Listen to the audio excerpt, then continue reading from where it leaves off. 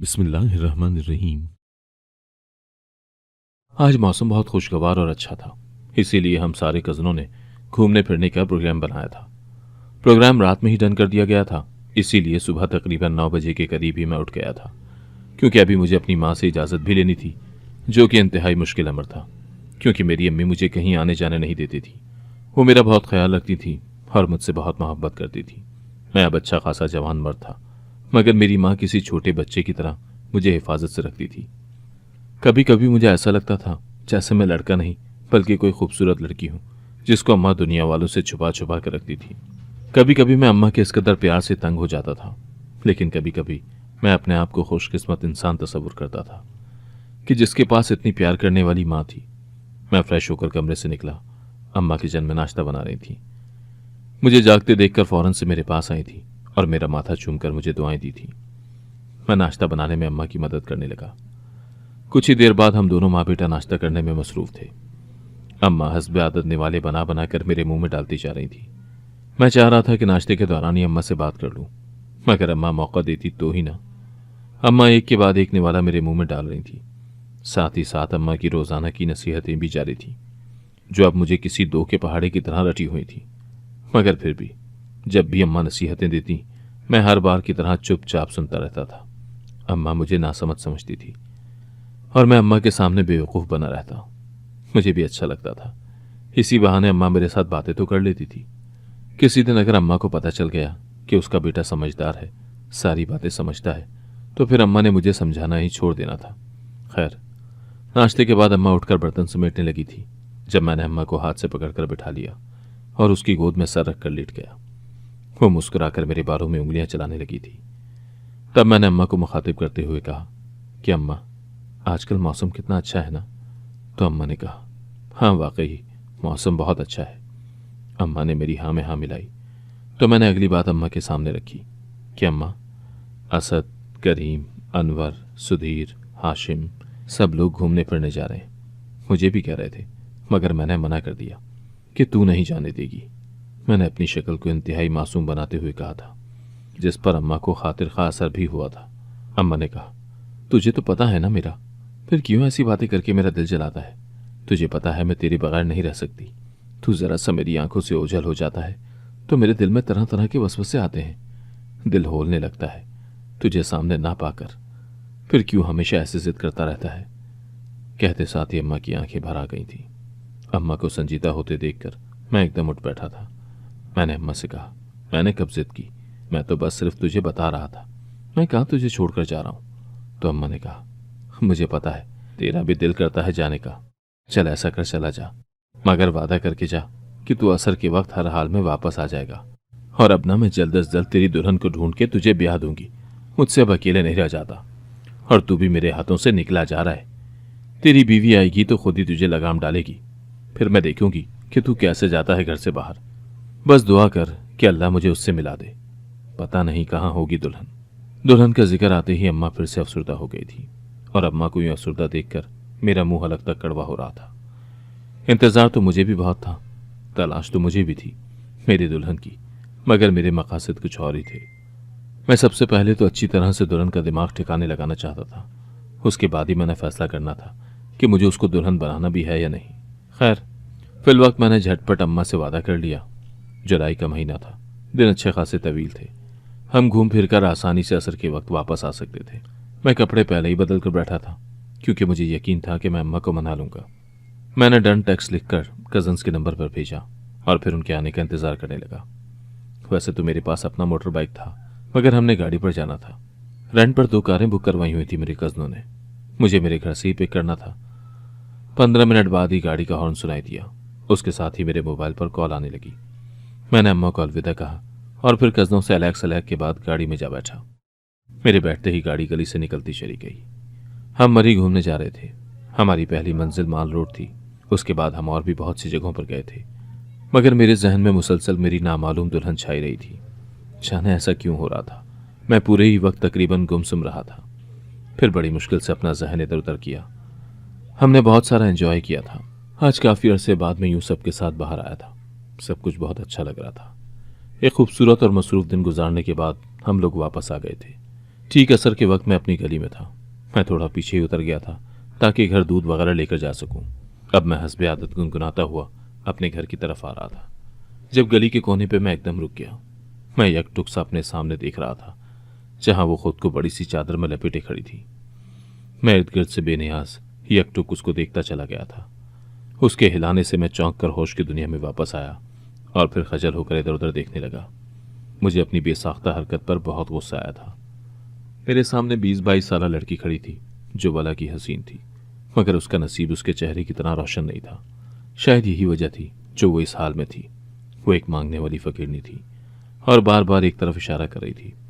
मैं उससे दामन बचाकर निकलने लगा था जब उसने एक मरतबा फिर से मेरा हाथ पकड़ा और फिर होटल की तरफ इशारा कर दिया। वो बोल नहीं रही थी, सिर्फ इशारे ही किए जा रही थी। मैं उसके इशारे से समझ गया कि शायद उसको भूख लगी है। कुछ सोचकर मैंने उसको अपने पीछे आने का इशारा किया और खुद अपने कदम होटल की तरफ बढ़ा दिए। वो मेरे पीछे पीछे चलने लगी। मैं उसको होटल में ले गया और उसको एक तरफ बिठाकर 1 प्लेट बिरयानी का ऑर्डर मैंने अपनी तरफ से दे दिया था। कुछ ही देर में बिरयानी आ गई तो वो नदीदों की तरह उस पर टूट पड़ी। वो जल्दी जल्दी खा रही थी, जैसे न जाने कितने वक्तों से भूखी हो। साथ ही साथ मुकम्मल प्लेट पर झुकी हुई थी, जैसे उसको डर हो कि कहीं उससे कोई खाना छीन न ले। मैंने उसे आराम से खाना खाने को कहा और फिर उसके खाना खत्म करने तक वहीं बैठा रहा। उसका उठकर बिल दिया और बाहर निकल आया। वो मेरे पीछे पीछे ही बाहर आ गई थी और फिर इशारे से मुझे दुआ देने लगी। उसकी दुआ समझकर मैं मुस्कुरा दिया था। वो मुझे दुआ दे रही थी कि खुदा मुझे चांद से दुल्हन दे। मैं सर झटक कर अब सीधा घर आ गया था। जो ही घर में दाखिल हुआ, अम्मा को अपना मुंतजिर पाया। वो हमेशा की तरह मेरे घर से बाहर जाने के बाद यूं ही जले पैर की बिल्ली की तरह चक्कर काटती रहती थी। मुझे देखकर जैसे उनकी जान में जान आ जाती थी। मैं जाकर उनके गले लगा और उसका शुक्रिया अदा किया था। फिर कपड़े बदलने के बाद चाय बनाने की गर्ज से किचन में आ गया था, जहां मेरी अम्मा पहले से चाय का पानी चढ़ाए हुए थी और दूसरी तरफ फ्राइज बना रही थी। मैं उसकी मदद करने लगा। तब अम्मा मेरी तरफ मुड़कर बोली, सामी मेरे बच्चे, अब कुछ संजीदा हो जाओ, अपनी जिंदगी के बारे में कुछ सोचो। कब से तुम्हें कह रही हूं, मुझे एक मरतबा वहां लेकर चले जाओ। मैं उसको ढूंढ लूंगी। मुझे यकीन है कि वो मुझे मिल जाएगी। फिर मैं अपने सामी का घर बसाऊंगी। मगर तुम हो कि ना खुद उधर जाने का नाम लेते हो और ना ही मुझे लेकर जाते हो। अम्मा की बातें सुनकर मैं बहुत मुश्किल से खुद पर कंट्रोल किए खड़ा रहा। यह मौजू मुझे इंतहा का बुरा लगता था, इतना कि मैं कभी भी इस बारे में बात नहीं करना चाहता था। मगर अम्मा की सोई अब घूम फिर कर आकर उसी जगह पर अटक जाती थी। अब मैंने भी सोच लिया था कि इस किस्से को खत्म हो ही जाना चाहिए था। मेरा नाम साइम महबूब है और मेरी उम्र 27 साल है। मैं अपनी माँ, बच्चों और बेगम के साथ एक भरपूर और खुशियों भरी जिंदगी गुजार रहा हूँ। लेकिन हर किसी की जिंदगी में खुशियाँ एकदम से नहीं आ जाती। इससे पहले बहुत कुछ सहना पड़ता है, बहुत कुछ देखना पड़ता है, बहुत सी तकलीफ और बहुत से मसाइब से गुजर कर ही इंसान खुशियों तक पहुंच पाता है। मेरी जिंदगी ही कुछ ऐसे उतार चढ़ाव से भरी हुई है। मेरे अब्बा का मेडिकल स्टोर था और अम्मा सीधी सादी घर में रहने वाली खातून थी। अम्मा अब्बा की शादी खानदान वालों की मर्जी से हुई थी। दरअसल ये कज़न मैरिज थी। शादी के साथ ही मुश्किलात शुरू हो गई थी। दादी जल्द अज जल्द पोते और पोतियां देखना चाहती थीं, मगर कुदरत की तरफ से ही देर थी। 2 साल बाद अम्मा उम्मीद से हुई और मेरा भाई इस दुनिया में आया। सब बहुत खुश हुए थे, मगर यह खुशी सिर्फ चंद दिन की ही थी। 1.5 साल बाद जब अम्मा के यहाँ दूसरे बच्चे की पैदाइश हुई, उसके दूसरे ही दिन पहला बेटा अचानक मर गया। उसकी मौत की कोई वजह भी किसी को समझ न आई थी। सब दूसरे से दिल बहलाने लगे थे। मुश्किल से ही पहले की मौत को भूले थे, जब महज 7 महीने की उम्र में दूसरा बच्चा भी फौत हो गया। फिर यह सिलसिला रुका नहीं था। अम्मा अब्बा के घर जिस बच्चे की पैदाइश होती, वो कुछ अरसा जिंदा रहने के बाद अचानक गहरी नींद में सो जाता। बज़ाहिर उनकी मौत की कोई भी वजह समझ नहीं आ रही थी। वो अच्छे भले ठीक ठाक होते और हंसते खेलते अचानक एकदम से मौत की आगोश में जा बसते थे। 10 सालों के अंदर उनके 5 बच्चे मर चुके थे। कोई साल, कोई 2 साल, कोई 1.5 साल, तो कोई महीना सवा महीने के होकर ही मर जाते। तब अम्मा को मोहल्ले की एक औरत ने एक डॉक्टर का पता लिख कर दिया। अम्मा और अब्बा जब उस डॉक्टर के पास गए तो तब पता चला कि बच्चों की मौत की असल वजह अम्मा और अब्बा की कज़न मैरिज थी। उस डॉक्टर ने अम्मा और अब्बा को सारी बात समझाई थी, साथ ही साथ कज़न मैरिज के नुकसानात के बारे में भी आगाह किया था। उस डॉक्टर के ख्याल के मुताबिक कज़न मैरिज के पैदा होने वाले बच्चों में से कोई 100 में से 4-5 बच्चे ही बच पाते हैं, वरना यूं ही अचानक उम्र के किसी भी हिस्से में आकर एकदम से मर जाते हैं। अब ये तो उसकी सोच थी, सही या गलत क्या कह सकते हैं, क्योंकि मौत का तो एक दिन मुकर्रर है और वो अपने वक्त से पहले नहीं आ सकती। खैर, उसके मुताबिक जितना मर्जी इलाज करवा लो, मगर सब बेसूद होता। डॉक्टर ने अम्मा को साफ मना कर दिया था कि औलाद पैदा न करे। पैदा करके बार बार मौत के हवाले करने से बेहतर है कि औलाद पैदा ही ना हो। मगर अम्मा कैसे औलाद के बगैर रह सकती थी। डॉक्टर के पास से वापसी के बाद अम्मा बहुत से तावीज़ों और दम वालों के पास भी गई थी। वो अब की बार होने वाली अपनी औलाद को कुछ भी करके हर सूरत बचाना चाहती थी, मगर तकदीर से कौन लड़ सकता है। उन 5 बच्चों के बाद वक्फे वक्फे से मजीद 3 बच्चों की पैदाइश और मौत ने अम्मा को डिप्रेशन में मुब्तला कर दिया था। 8-8 जिगर के टुकड़ों को, जिन्हें पैदा करने की तकलीफ अलग, पालने की अलग होती थी। उन 8 लखते जिगरों को मौत और दायमी जुदाई बर्दाश्त करना कोई आसान काम न था। और बच्चे भी ऐसे जिनकी खूबसूरती देखकर चेहरे से नजर न हटती थी। एक तरफ अम्मा इस जानलेवा आर्ज़े में मुब्तला थी, तो दूसरी तरफ अब्बा भी बिल्कुल मुरझाए से रहने लगे थे। 8-8 मासूमों को जिन कंधों पर बिठाकर खिलाना था, उनको अंधेरी कब्र में उतारना भी किसी दिल जिगर वाले का ही काम था। मगर अब्बा का दिल इंतहाई कमज़ोर हो चुका था, और तब मेरी आमद की खबर ने एक बार फिर से उन कमज़ोर जिस्मों में जैसे तवानाई भर दी थी। उनको जीने की नई उम्मीद मिल चुकी थी। मैं भी अपने तमाम बड़े भाइयों की तरह पैदाइशी खूबसूरत था। अम्मा के फौत होने वाले बच्चों में 6 बेटे और 2 बेटियां थीं। बहरहाल मेरी पैदाइश के बाद अम्मा अब्बा ने कोई ऐसा दरबार न छोड़ा था जहां मेरी जिंदगी की मन्नत ना मानी हो। मेरा नाम अम्मा ने साइम रखा था। मेरी पैदाइश के बाद वो डिप्रेशन से तो निकल आई थी, मगर मुझे लेकर काफ़ी इनसिक्योर हो गई थी। वो मुझे एक लम्हे के लिए भी अपनी आंखों से ओझल न होने देती थी। पूरी पूरी रात मुझे गोद में लिए बैठी रहती थी और बार बार मेरा सांस चेक करती रहती थी। मेरी ज़रा सी तकलीफ पर दोनों तड़प उठते थे। देखते ही देखते मैं 7 साल का हो गया। तभी न जाने अम्मा को क्या सूझी। एक दिन अम्मा ने फुप्पो की बेटी आसमा से मेरा निकाह कर दिया। फुप्पो भावज और भाई की जहनी हालत जानती थी। मुश्किल से तो उनकी जिंदगियों में खुशियां आई थी, इसीलिए जब अब्बा ने उनसे आसमा के रिश्ते की बात की तो वो इनकार नहीं कर सकी। वैसे भी वो इनकार करती भी तो किस लिए, उनका था ही और कौन। फुप्पा तो कब की दूसरी शादी करने के बाद फुप्पो को बेटी समेत माँ बाप की दहलीज पर छोड़े अपनी जिंदगी में मगन हो गए थे। यूं मेरा और आसमा का निकाह हो गया। उस वक्त आसमा महज 5 साल की थी। निकाह के कुछ ही दिन बाद की बात है, जब एक रात शोर सुनकर मेरी आवाज़ खुली। देखा तो फुप्पो बेतहाशा चीख चीख कर रो रही थी। अम्मा और अब्बा भी बाहर फुप्पो के पास आ गए थे, जबकि मैं हैरान परेशान नज़रों से फुप्पो के चीखने की वजह तलाश कर रहा था, जो मुझे जल्दी समझ आ गई थी। सामने ही फुप्पा आसमा को गोद में लिए खड़े थे। वो आसमा को अपने साथ ले जाने आए थे, क्योंकि उनकी दूसरी बीवी माँ नहीं बन सकती थी। इसलिए उसी की ख्वाहिश पर अब उसको अपनी बेटी की याद आ गई थी, और वो उसे हमेशा हमेशा के लिए लेने आया था। फुप्पो को तो वो कब का तलाक दे चुका था। न जाने फुप्पा ने आसमा को किस चीज़ का लालच दिया, क्या कहा कि वो मेरी रोती बिलखती फुप्पो को छोड़कर अपनी मर्जी से अपने बाप का हाथ पकड़े खुशी खुशी घर से निकल गई। इस मंजर ने मुझे बेहद तकलीफ दी थी, और मुझे आसमा पर बहुत गुस्सा आया था। अब्बा ने फिलवक्त तहम्मुल मिजाजी से काम लिया था। अब्बा ने कहा कि सुबह वो पुलिस को इन्वॉल्व करके आसमा को वापस ले आएंगे। मगर सुबह जब अब्बा पुलिस को लेकर फुप्पा के घर पहुंचे तो पता चला कि फुप्पा तो रातों रात ही न जाने कहाँ गायब हो चुके थे। अब्बा पूरा 1 हफ्ता उनको ढूंढने में लगे रहे थे, मगर वो ऐसे रूपेश हुए थे कि उनका निशान भी नहीं मिला। उन्हीं दिनों अब्बा ने शहर में दूसरे कारखाने का इफ्तिताह भी करवाना था, और यहाँ फुप्पो की तबीयत भी खराब होती जा रही थी। तो अब्बा हमें लेकर हमेशा के लिए शहर शिफ्ट हो गए, ताकि वो अपना काम भी सेट कर सकें और यहीं पर रहकर फुप्पो की दूसरी शादी भी करवा दें, ताकि वो इस मेंटल ट्रॉमा से निकल सके। मगर इस बार भी कुदरत हमारा इम्तहान ही चाहती थी। शहर आने के 1 हफ्ते बाद ही फुप्पो के दिमाग की रग फटने से मौत हो गई। अब्बा के सारे अजीज और खूनी रिश्ते एक एक करके उनसे बिछड़ गए थे। मेरे नज़दीक मेरी फुप्पो की मौत की वजह आसमा ही थी। उस दिन अगर वो अपने बाप के साथ ना जाती तो ना फुप्पो का ब्लड प्रेशर हाई होता और ना ही उसके दिमाग की रग फटती। और सिर्फ यहाँ पर ही बस ना हुआ था। फुप्पो की मौत के 4 साल बाद एक दिन अब्बा भी मुझे और अम्मा को बेआसरा और बेमददगार छोड़कर चले गए। उस वक्त मैं सिर्फ 11 साल का था। वो तो शुक्र था कि अब्बा कारखानों का काम जिसके हवाले करके गए थे वो अब्बा का मुखलिस दोस्त था, जिसने मेरे समझदार होने और अपने पांव पर खड़ा होने तक दोनों कारखानों का काम इंतहाई जिम्मेदारी और ईमानदारी से किया था। और जैसे ही मैं 20 साल का हुआ तो उसने अब्बा की अमानत यानी दोनों कारखाने मेरे हवाले कर दिए। बेशक मैंने हालात से बहुत कुछ सीखा था, मगर अभी मैं इस काबिल न हुआ था कि मैं अकेले अपने बलबूते पर कोई काम कर सकता। 2-2 कारखाने चलाना तो दूर की बात है। तभी मैंने अब्बा के दोस्त, जिनको मैं चचा कहता था, उनसे कहा कि फिलवक्त वो ये निज़ाम अपने पास ही रखें। मैं अब रोज़ाना कारखाने जाने लगा था, ताकि मुझे कारखाने के अंदरूनी मामलात और हालात की मुकम्मल मालूमात मिल सकें और मैं काम सीख भी सकूं। वक्त अपनी रफ्तार से गुजरता रहा। अब मैं 23 साल का हो गया था। जिंदगी अम्मा के संग काफ़ी खुशगवार और खूबसूरत गुजर रही थी, मगर अम्मा इन 18 सालों में भी अपनी भांजी को न भूली थी। वो वक्तन फ़वक्तन मुझे उसकी याद कराती रहती थी। बल्कि कई मर्तबा मुझे वापस गांव जाने का भी कह चुकी थी, ताकि वो कहीं से उसका पता लगा सके और उसको ढूंढ कर लाए। मैं कई मर्तबा उनको टाल देता था, क्योंकि मेरी नज़र में वो एक बेहिस और एहसान फरामोश लड़की थी, जिसने बाप को देखते ही अपनी माँ को पसे पुश डाल दिया था। उसने अपनी माँ की ज़रा बराबर परवाह न की थी। शुक्र था कि वो अभी तक गुमशुदा ही थी, वगरना अगर वो मेरे सामने होती तो मैं न जाने कब का उसका कत्ल कर चुका होता।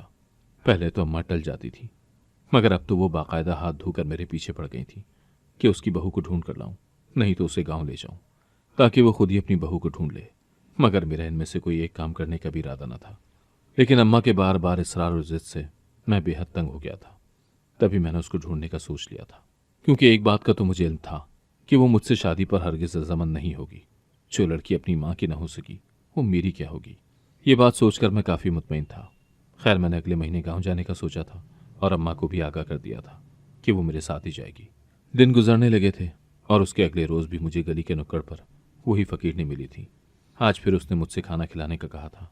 मैंने कल ही की तरह होटल में ले जाकर उसको खाना खिलाया और वो खाने के बाद मुझे कल की तरह हसीन दुल्हन की दुआ देने लगी।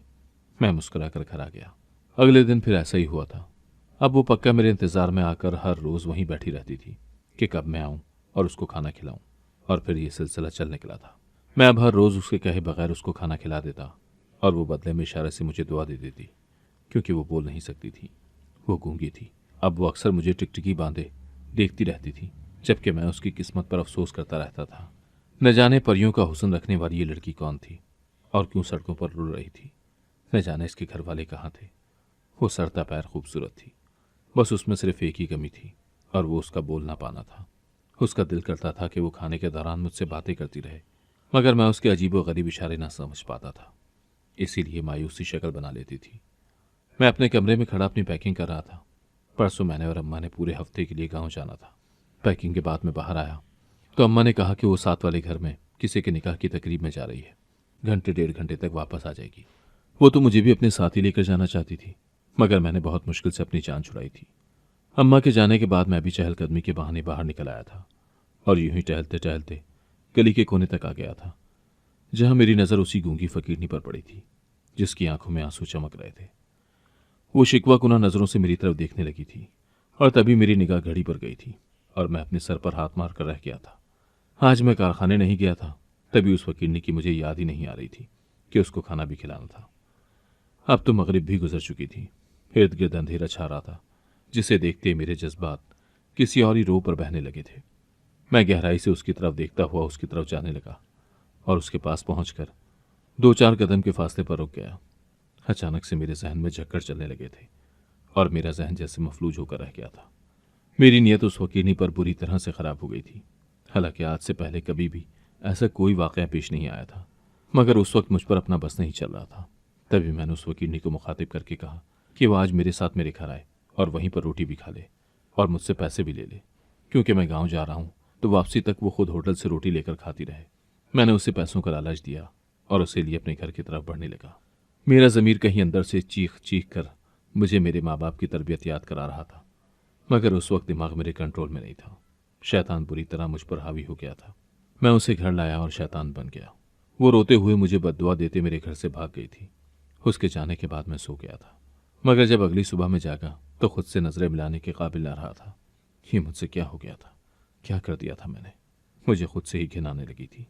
सर अलग दर्द से फटा जा रहा था। फ्रेश होने के बाद बाहर आकर बेदिली से नाश्ते के नाम पर चंद लुकमे हलक से नीचे उतारे थे, मगर मजीद अम्मा के सामने नहीं बैठा जा रहा था। मेरे ज़मीर पर बेहद बोझ पड़ा हुआ था। घर से बाहर निकल आया। मैं उस फकीरनी से माफ़ी मांगना चाहता था, अपनी गलती का अजाला करना चाहता था। मैंने सोच लिया था कि मैं उससे माफ़ी मांगकर उसको अपने निकाह में ले लूँगा। यही मुझ जैसे इंसान की सज़ा होगी, मगर वो मुझे कहीं भी न मिली। न जाने वो कहाँ चली गई थी। मैं शिकस्ता कदमों से मगरिब के वक्त घर में दाखिल हुआ और गेस्ट रूम में जाकर बंद हो गया। अम्मा का सामना करने की हिम्मत ही न थी मुझ में, और न ही मैं अपने कमरे में कदम रखना चाहता था। मैं परेशानी की हालत में सर हाथों में गिराया बैठा था जब 9:30 बजे के करीब दरवाजे पर दस्तक हुई। मैंने एक गहरा सांस खारिज किया था। मुझे पता था दरवाजे पर अम्मा ही होगी और अब मुझे अम्मा के तवील तरीन सवालों के जवाब देने पड़ेंगे। मैंने अफसरदगी से उठकर दरवाज़ा खोला और नज़रें झुकाकर खड़ा हो गया, मगर जैसे ही मैंने नज़रें झुकाई, मेरी नज़र सुर्ख हील वाली चप्पल में मुकीद नरम नाजुक पैरों पर पड़ी। ये पैर मेरी माँ के तो नहीं थे, इससे ऊपर जैसे जैसे मैं देखता गया मेरी हैरत में इजाफा होता गया। वो तो कोई लड़की थी जो लाल उरूसी जोड़ा पहने मेरे सामने खड़ी थी। जैसे ही मेरी नज़र उसके चेहरे पर पड़ी मुझे हैरत का शदीद झटका लगा था। मुझे अपनी आंखों पर यकीन ही नहीं आ रहा था। मेरे सामने गूंगी फकीरनी दुल्हन बने खड़ी थी। मैं उसे लेकर एकदम से अपने बेड की तरफ गया। मेरा इरादा वहां से अपना मोबाइल वगैरह लेने का था ताकि फिर अम्मा को बताकर मैं उससे निकाह कर लूं। कमरे में आकर मैंने उसका हाथ छोड़ा और दराज की जानिब बढ़ा। तभी मेरे कानों ने रस घोलती एक मुतरन्नम सी आवाज़ सुनी, ये ले मुमानी, ले आई मैं आपके बेटे को। अब जो सज़ा देनी है आप इसको दे सकती हैं। मैं आवाज़ सुनकर एक झटके से पीछे मुड़ा था, जहां वो गूंगी फकीरनी मेरी माँ के गले में बाहें डाले खड़ी थी। मुझे हैरत पर हैरत हुई जा रही थी। पहली हैरत तो मुझे उसके बोलने पर हुई थी। वो तो गूंगी थी, फिर बोल कैसे रही थी? और दूसरी उसका मेरी माँ को मुमानी जान के आना। मैं हैरानगी से अम्मा की तरफ देखने लगा था। तब अम्मा ने कहा, सामी, तुमने मेरी तरबियत को बहुत शर्मिंदा किया है, लेकिन मैं तुम्हें इस चीज़ की सज़ा नहीं दूंगी, क्योंकि इसकी सज़ा खुद तुम्हें अल्लाह दे चुका है। कल शैतान के बहकावे में आकर तुमने जिस लड़की की असमत तार तार की, वो लड़की कोई और नहीं बल्कि तुम्हारी अपनी ही इज्जत थी। अम्मा के अल्फाज थे या क़यामत। मैं एकदम लड़खड़ा कर रह गया था। यानी वो गूंगी फकीरनी कोई और नहीं बल्कि मेरी ही मनकूहा आसमा साईं महबूब थी। मैं शर्मिंदगी से ज़मीन में गड़ गया था। मेरा बस नहीं चल रहा था कि ज़मीन फटे और मैं इसमें समा जाऊं। तब अम्मा ने मुझे आसमा के बारे में बताया, जिसे सुनकर मेरा दिल कांप उठा था। दरअसल उस रात आसमा का बाप जब उसको अपने साथ लेकर गया तो वहां पहुंचते साथ ही अपनी माँ को ना पाकर आसमा ने रोना डाल दिया था। मगर उसके बाप को तरस ना आया। वो अपनी फैमिली को लिए दूसरे शहर मुंतकिल हो गया और 1 महीने बाद ही काम के सिलसिले में आसमा को सौतेली माँ के सुपुर्द करके खुद मुल्क से बाहर चला गया। पीछे सौतेली माँ ने अच्छी तरह से आसमा को सौतेली का मतलब समझाया था।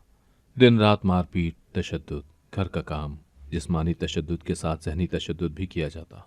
उसका बाप तो ऐसा गया कि 15 साल तक मुड़ कर ना आया, क्योंकि गैर कानूनी काम के जुर्म में उसे अमेरिका की पुलिस ने कैद कर लिया था। पीछे आसमा की सौतेली माँ ने आसमा के 15 साल के होते ही उसको एक कोठे पर भेज दिया, जहां 15 साल की छोटी सी उम्र में आसमा के साथ हैवानों वाला सलूक किया गया। वो 3 दिन कोठे पर रही थी, मगर पहले दिन होने वाले जुल्म की वजह से अगले 2 दिन मुकम्मल बेहोश रही थी।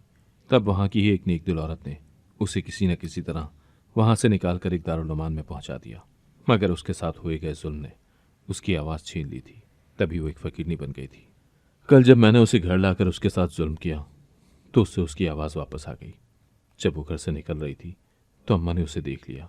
अम्मा ने तो नहीं, अलबत्ता वो अम्मा को पहचान गई थी और रातों रात दोनों सास बहू ने मिलकर मेरे खिलाफ पार्टी बना ली थी। अम्मा ने मुझे कहा कि आसमा के साथ होने वाले हर जुल्म की वजह मैं हूं।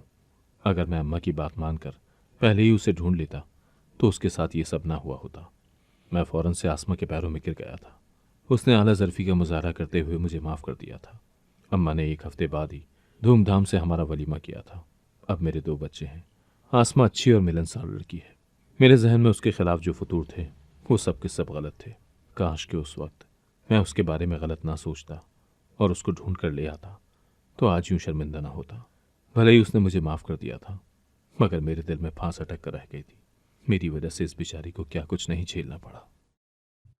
अगर आपको आज की कहानी पसंद आई है तो वीडियो को जरूर लाइक कीजिएगा और अपने दोस्तों के साथ भी शेयर कीजिएगा। और हाँ, अगर आपने अभी तक हमारा चैनल सब्सक्राइब नहीं किया तो जरूर सब्सक्राइब करें। मिलते हैं कल एक नई और दिलचस्प कहानी के साथ। अल्लाह हाफिज।